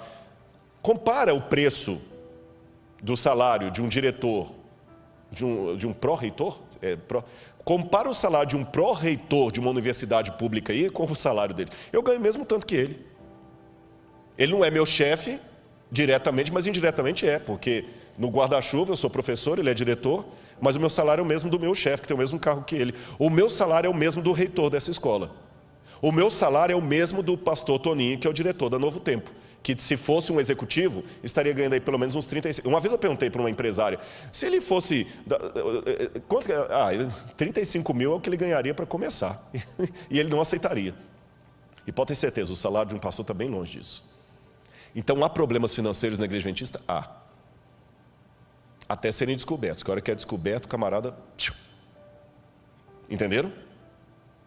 E eu sou dizimista, eu posso falar porque eu devolvo meu dízimo. Devolvo meu dízimo e mais ainda, eu tenho a felicidade de dizer que alguns soldos que eu tenho, vai tudo para o NASP, não fica nada no meu bolso. Porque eu assino todos os anos uma declaração de interesse de conflito, e quando, por exemplo, eu dou consultoria para um canal de TV, para um documentário, para uma coisa, o que pago não vem para o meu bolso. Eu já assinei e é de bom grado, e falo perante todo mundo para ouvir. Eu recebo alguma coisa que vem de outras fontes e não vem para o meu bolso, vai tudo para o NASP. O NASP está fazendo uma poupançazinha, a gente construiu o Museu de Arqueologia. Eu vivo exclusivamente do salário de professor. Tá bem? E mesmo que houver problemas, eu não sei nadar, mas eu aprendi uma coisa, se alguém estiver afogando, não pule, serão 2 mortos ao invés de 1. Se o outro rouba e você, por causa disso, também não devolve o que pertence a Deus, são 2 ladrões que Deus vai cobrar. O que não usou bem os dízimos e você que não devolveu. Agora, a sociedade está entrando ralo abaixo. E se a gente economizasse um pouco em pornografia, jogos de azar e outras coisas mais, e desperdício de comida, nós teríamos dinheiro para saciar a fome no mundo, porque só de desperdício de comida são 750 bilhões de dólares todo ano. É por isso que temos aqueles contrastes. E não venho falar que eu estou com gordofobia, que agora tudo você tem que tomar cuidado. Estou apenas mostrando o contraste de uns passando fome e outros. Agora consideremos mais alguns textos para eu terminar. Ellen White de novo. O tempo de graça não durará muito mais. Deus está retirando da terra sua mão refreadora. Por longo tempo Ele tem falado a homens e mulheres mediante a atuação de seu Espírito, mas eles não têm atendido ao seu apelo. Agora está falando ao seu povo por meio de seus juízos. Será que o Covid já não é uma demonstração dos juízos de Deus? Por que a gente tem medo de falar isso? Por que eu acredito que o fogo que caiu em Sodoma e Gomorra é fogo de Deus? Por que eu acredito que as pragas que caíram no Egito é praga de Deus? Por que o Covid? Não fale, por quê? Rodrigo, mas você está me ofendendo, porque o meu pai morreu de Covid. Não estou. Sabe por quê? Eu dei o exemplo ontem aqui. Babilônia não veio por acidente de história. Foi Deus que mandou a Babilônia como um juízo sobre Israel. E Daniel, sendo fiel a Deus com seus companheiros, foi parar onde como escravo? Na Babilônia. Então, até que o fechamento da porta da graça aconteça, pessoas fiéis a Deus acabam sendo atingidos pelo juízo de Deus. A única diferença é o seguinte: se Deus permite que um filho e uma filha dele fiel sofra as consequências do seu juízo antes do fechamento da porta da graça, é para que aquilo sirva de testemunho para outros, da mesma maneira que Ele permite o martírio de pessoas que morrem por sua fé. Então, se o seu pai, se a sua mãe é uma pessoa fiel a Deus, e Deus não impediu que ele morresse de Covid, leia da seguinte maneira: Deus não impediu que o seu pai morresse de Covid, como também não impediu que o apóstolo Paulo morresse degolado, mesmo sendo tão fiel a Deus. Deus permitiu que o seu pai morresse por causa desse vírus que veio da China, como permitiu que Daniel fosse para a Babilônia. Mas o fato de Daniel sofrer o revés da Babilônia não significa que a Babilônia não era um juízo de Deus sobre o seu povo. Entendeu minha comparação? Ficou esclarecido? Será que o Covid não é mais um dos juízos que Deus está permitindo para nos acordar? Vamos continuar aqui. Olha as pragas do fim. Depois você vai ler em sua casa Apocalipse 16, vai falar das pragas. Mas o que me chama a atenção são duas coisas. Em primeiro lugar, Apocalipse 11, verso 18, fala que é chegado o tempo para destruíres os que destroem a terra.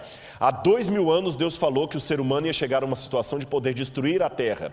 E quando ele vai falar das pragas, Deus coloca as pragas numa linguagem muito interessante. Ele fala que os rios se tornarão como sangue de morto. Como é sangue de morto? É vermelho? Sangue de morto é escuro, é fétido, é quase coagulado. Como estão os rios? Como é que está o Tietê? Como é que está o Pinheiros? Deus falou que o sol ia esquentar sobre o povo. A camada de ozônio agora, efeito estufa. Deus falou que iam vir pestes perniciosas. Olha aí o tanto de doença. Mas olha o que Ellen White escreveu. As pragas podem ser o megafone de Deus, lembrando de C.S. Lewis. Ela diz: as pragas de Deus já estão caindo sobre a terra, arrebatando os edifícios suntuosos como um sopro do fogo de Deus. Esses juízos não farão que os cristãos professos caiam em si. Deus permite que sobrevenham para que o mundo se acautele e os pecadores temam e tremam diante dele.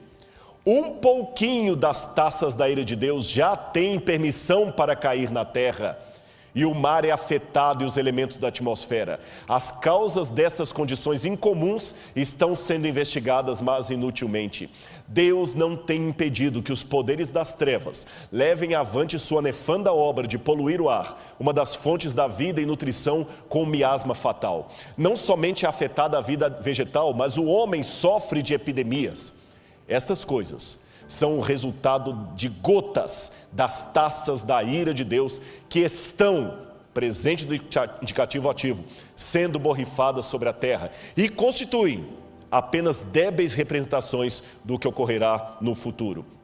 Interessante que Ellen White escreveu isso em 1891, mas o primeiro livro para falar sobre poluição no mundo só foi publicado na década de 1930 por Rachel Carson, chamado Silent Spring, Primavera Silenciosa. Somente em 1930 foi publicado o primeiro livro do mundo falando de poluição. E Rachel Carson foi ridicularizada pelos cientistas da época. Só que 70 anos antes de Rachel Carson, Ellen White já usava pela primeira vez a palavra poluição na natureza. Deixe-me esclarecer uma coisa aqui sobre as pragas. Preste atenção. As pragas de Apocalipse 16 possuem uma assinatura que só Deus pode dar. Mas elas não retiram a coautoria do diabo e do homem, porque as pragas saem do santuário. Apocalipse 16 está dividido em duas partes. A primeira, segunda, terceira e quarta praga são sofrimentos durante o tempo de angústia. A quinta, a sexta e a sétima envolvem os livramentos do povo de Deus. Também gostaria de esclarecer que essas pragas, pelo menos as primeiras delas, são literais ou pelo menos são da mesma natureza histórica das pragas do Egito. E essas pragas cairão sem mistura de misericórdia depois que a porta da graça se fechar. Mas antes que a porta da graça se feche, Deus já está permitindo que algumas gotas dessas pragas caiam ainda mescladas de misericórdia, para ver se eu e você nos acordamos. E todo mundo pergunta: até quando vamos usar máscara? E eu pergunto: até quando vamos ser teimosos no pecado para ficar nesse mundo?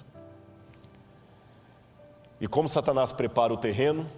De muitas maneiras. Alienação, cria alienação, glutonaria, intemperança, que as pessoas não conseguem raciocinar direito, síndromes psíquicas, excesso de informação e pouco conhecimento, síndrome do pensamento acelerado, que falou Augusto Cury, causas, distúrbio psíquico, excesso de informações, paranoia do consumo da estética, consumismo excessivo, incentiva o consumismo, não comemos para nos alimentar, não nos vestimos para nos cobrir. Temos mais do que precisamos e ainda assim estamos famintos, sedentos, ignorantes. Geração rebelde sem causa, que uma geração que torna os pais, líderes e mais velhos reféns dos caprichos de uma juventude que não está mais acostumada com frustrações. O medo de ofender não deve ofuscar o dever de falar a verdade. Cria um Jesus apaixonado, músicas gospel que estão transformando Jesus num adolescente apaixonado. Jesus vive fazendo declarações de amor e implorando a nossa aceitação. Ele não demanda nada, pelo contrário, ele promete tudo se aceitarmos o seu pedido de namoro. Jesus agora é um bobo apaixonado, não mais um Deus querendo nos salvar. Visões unilaterais de Cristo. Não basta dizer coisas bonitinhas sobre Jesus, precisamos acentuar quem ele era, o que ele ensinou. Usam tons agressivos apenas com a tradição da igreja, mas macio com o secularismo, que também é um erro. Vivemos numa troca da ética pela estética. Jesus curou pessoas e perdoou pecados, mas ele também pegou o chicote e mostrou a sua ira no templo. Ficar mostrando só o Jesus bonzinho sem o Jesus do chicote não adianta. Sabe, uma igreja às vezes que torna pessoas muito apáticas, legalistas ou apenas emocionalistas. Crise externa, crise interna. Para a sabedoria humana, tudo isto agora parece impossível, mas ao ser retirado dos homens o Espírito de Deus, o qual tem o poder de reprimi-los, e ao ficarem eles sob o governo de Satanás, que odeia os preceitos divinos, hão de acontecer coisas estranhas. Quando o tremor e o amor de Deus são removidos, o coração pode se tornar muito cruel. E eu termino apenas colocando para vocês um pensamento aqui de Sigmund Freud, o pai da psicanálise.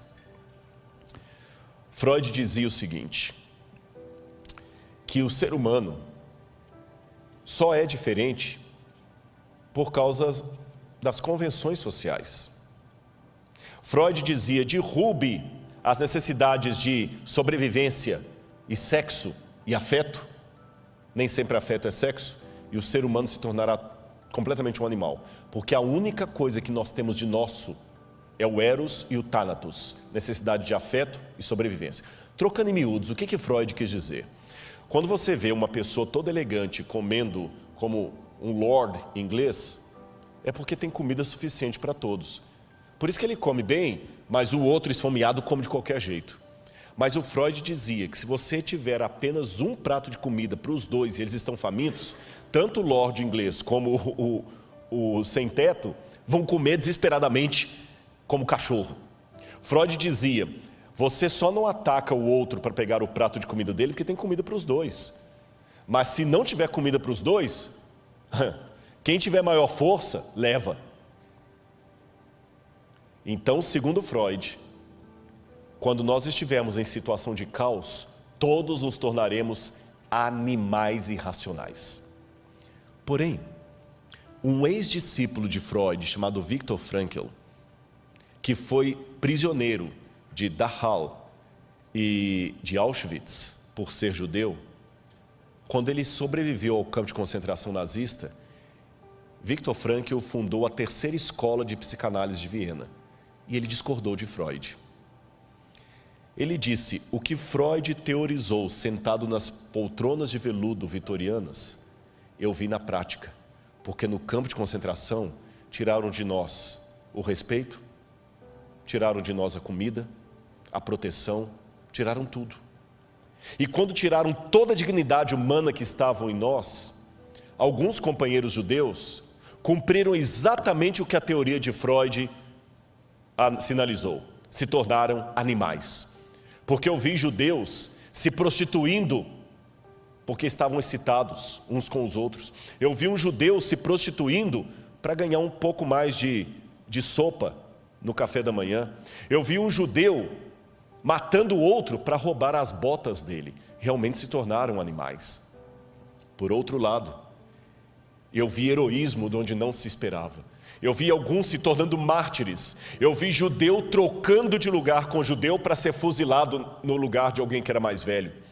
Eu vi alguém que estava com fome dar o seu prato de comida para o outro porque ele estava mais debilitado.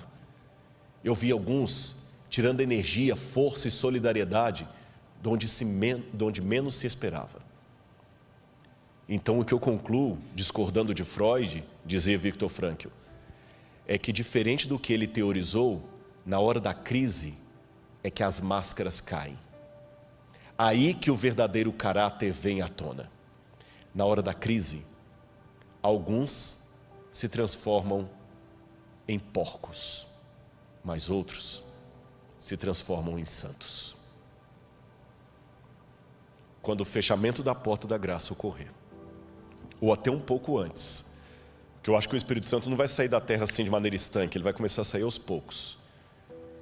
Que o mundo estiver completamente enlouquecido, louco, varrido. Eles não vão estar tão unidos assim, porque o Apocalipse fala que os 10 chifres vão se unir com a mulher, mas vão odiar a mulher. Então o Irã vai continuar odiando os Estados Unidos, a China vai continuar odiando a França e assim por diante. Os de esquerda vão continuar odiando os de direita, os ateus vão continuar sendo ateus. Mas assim como todos obrigatoriamente se uniram em torno do Covid, eles vão se unir em torno do anticristo, nem que seja provisoriamente. E quando, como diz o catecismo, como disse Billy Graham, como disse o Didarré, como disse Ellen White, quando o diabo fizer parecer que Cristo veio, meu Pai, que Deus nos proteja da loucura coletiva desse mundo. Porque muitos se transformarão em porcos, mas outros se tornarão santos. Qual dos dois papéis você desempenhará? Fique ao lado de Jesus. Eu quero convidar o dueto para cantar a música final. E durante a música eu vou pedir para eles colocarem o QR Code. Se você sentir no seu coração o desejo de estudar mais a Bíblia, conhecer mais isto, entre em contato através do QR Code, aceite esse apelo, aceite a Jesus, materialize isso através do QR Code.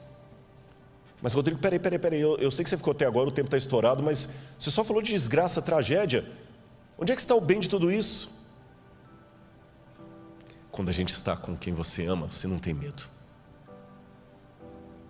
Uma vez um pai perdeu a esposa num grave acidente.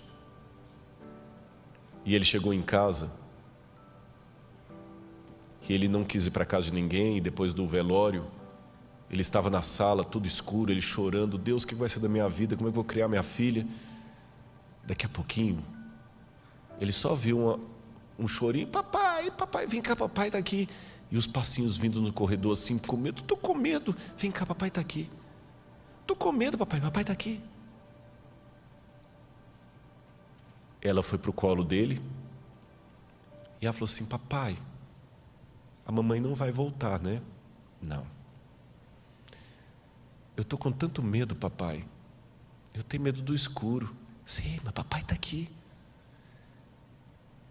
O senhor está aqui. Nem precisa acender a luz. Eu estou com saudade da mamãe. Eu estou com medo do escuro. Mas eu sei que o senhor está aqui em casa. Então eu vou dormir tranquila. Eu vou contar para você uma coisa. Quando ele colocou a filhinha de volta na cama, ele virou para Deus e fez a mesma oração. Pai, estou com medo, está escuro, eu não posso ver o seu rosto, mas eu sei que o Senhor está aqui. E é essa oração que depois da música eu vou querer fazer com você. Eu estou com medo. Estou com medo. Não pense que é fácil falar as coisas que eu tenho falado aqui. Eu tenho medo de um monte de coisa. Tenho medo da lacração. Tenho medo de não entenderem. Tenho medo de perder quem eu amo. E para piorar, eu não consigo ver o rosto de Deus. Mas Ele fala ao meu coração, filho, eu estou com você. Ele fala através das pessoas que vêm me dar testemunho. Rodrigo, obrigado, sua mensagem serviu para mim. Então, eu posso virar para ele e falar, Senhor, está escuro nesse mundo, eu não posso ver o teu rosto, e estou com medo, mas eu sei que o Senhor está comigo. Se for preciso, eu vou enfrentar o tempo de angústia. E quero ter você comigo. Confia em Deus. Confia em Deus.